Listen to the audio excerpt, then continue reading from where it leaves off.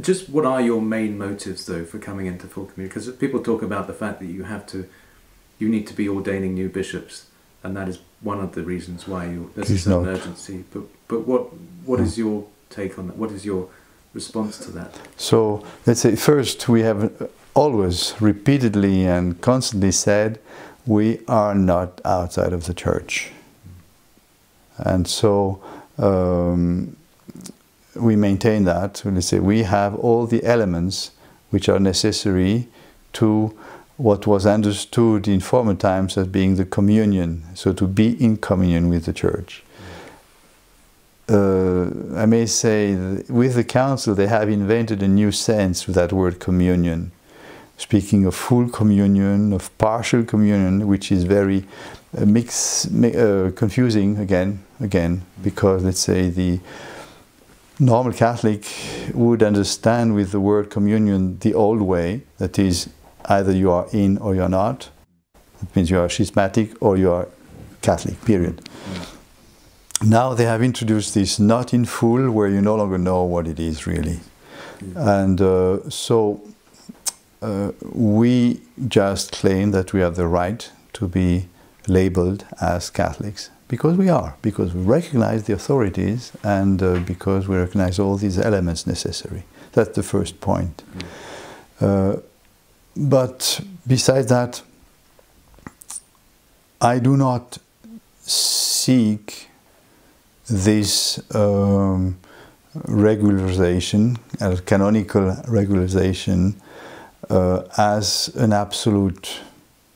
For me, it is given, it is a right to have it, but we are not going to compromise to hurt the faith, the discipline of the Church, to get that. Say we consider it as an injustice not to give it to us, so we claim our, so to say, our point of view. That's all. That's all. And so if we are put in a choice between, let's say, keeping the faith or making there a compromise, it's clear what we are going to do. We are not going to compromise. Because this is the concern, isn't it, of some, I mean, I'm thinking of Bishop Williamson, for example, who thinks that you're going towards a certain modernist tendency just by becoming part of the conciliar church. What do you say to that? Do you think there is a danger? And what safeguards are there to prevent that danger from being realized? I may say there are dangers everywhere. The situation, the general situation of the church is very, very risky right now. Let's say you have dangers everywhere. I always describe our situation as the one of being on a, how do you call that in English, on a crest. You are in a mountain and you have two abysses, one on your right and one on your left. And if you put your foot either, say, wrongly, too much to the right or too much to the left, you fall. And I may say the devil doesn't care on which side you fall. What matters for him is that you fall. And I consider almost as a miracle that we did not fall till now. And let's say we pray that we may not. So, no, Bishop Williamson's perspective is totally wrong. He thinks, well, first, that we want to compromise, that we want this at any cost.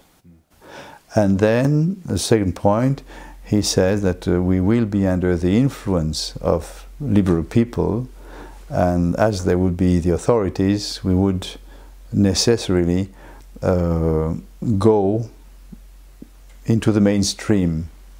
And once again, that's not for us an option. So we ask, we request from Rome for guarantees that we can continue the way we do.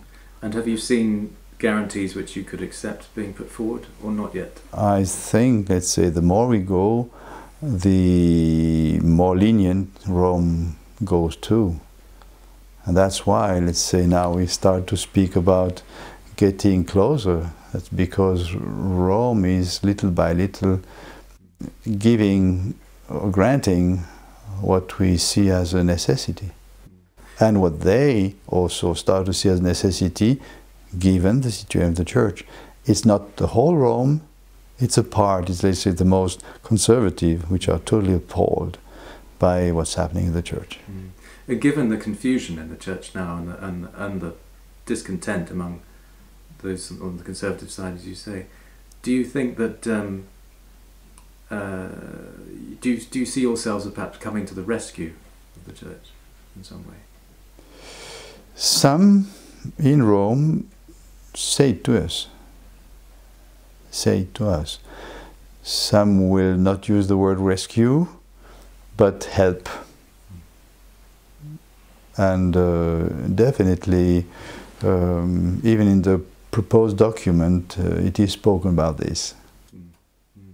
And so it's not we who invent something. It's really, let's say, the situation of the church is catastrophic. And I say, finally, now, in this catastrophe which is increasing, you have voices who start to speak, and also people who approach us and try to consider our position as no longer so bad as it was looked at before. And do you see, perhaps somebody said that it's almost like God, if you did come into full communion as Rome sees it, that it's almost like God's mercy being shown to those who are very upset and very uneasy about the whole situation in the church now. It's a kind of a sort of merciful hand of God to bring you back in. See, I am persuaded that, let's say, God has not left His church, where He allows trials, that He's always there. And it's always a little bit difficult before to give such names or labels, but for me, let's say, the fact that we are not condemned in that situation, which is really paradoxal, because we are like we are, we have not changed anything, and so we continue to denounce what is happening, and nevertheless, you see this movement in favor inside Rome. Well, for me, yes, I do see the hand of God in that. And that in that sense, if that would happen, I'm not yet sure, definitely it would be a good sign of the mercy of God, yes, for everybody. And you said that you like this Pope in many ways, and is that true, that certain aspects of this Pope that you like? The Holy Father is totally atypical. And the problem we have when we approach him is to try to put him in one of these categories we are used to. And I may say one of the major problems is that the normal way of judging someone is getting from his actions and conclude he's acting like this because he thinks like that. So to go back to a doctrine or sometimes an ideology. And if you try to do so with the present Pope, you are totally puzzled, because one day he does something and the following day he does almost the contrary, or says. So that what is one of the most confusing points about the present Pope. And I think we have to understand that his approach is not at that level. He said it several times. He said that he did consider the doctrine as rather an obstacle in dealing with people. For him, what is important is, he said it, life is the person. And so he tries to look at the person, and there, I may say, he's very human. Now, what are his motives? You see, once again, we always try to look there. For me, he appears as someone who would like to see everybody saved, to see everybody have the access to God, and who, well, like a rescuer, who at the end, unties the rope, which is the security, to put himself in a risky situation to try to get to other people. And I may say, probably that's also what he's doing with us. Let's say for the modernist, he certainly has untied the so-called secure rope to get to us. And himself well said it to us that he had problems with some people in the church because of his approach.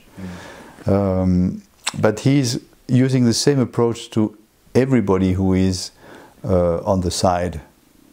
But it's interesting though, isn't it? Because I think a lot of his criticism, his harshest criticism, is always for who he calls the doctors of the law and those who he considers to be sort of pharisaical. Now some would say that he's talking about the society, and but what do you say to that? That in a sense he seems to be most angry against people. Yes, well, I even asked Rome, some people in Rome, who is he aiming at? And they didn't know. They didn't know what to say. They said, maybe you, but, well, the answer I got was, most probably conservative Americans. So, really, frankly, I don't know. He definitely dislikes people who would be too ideological. That's very clear. That's very clear.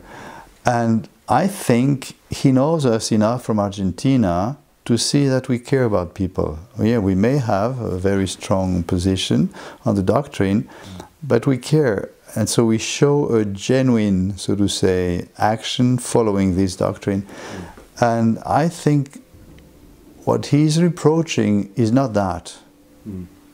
So certainly he does not agree with us on these points, which we are attacking in the council. Definitely he does not. But for him, as the doctrine is not so important, the people are important, and there we have given enough proof that we are Catholics. So you see, that's the approach he has. And you say that he sees the SSPX as sympathetic to his concerns about a self-satisfied established church that no longer looks for the lost sheep. I would not go even so far. He just sees that we are genuine, period. And so he certainly sees things he disagrees with in us, and probably would see us to change. But for him, that's not the important. The important is to love Jesus.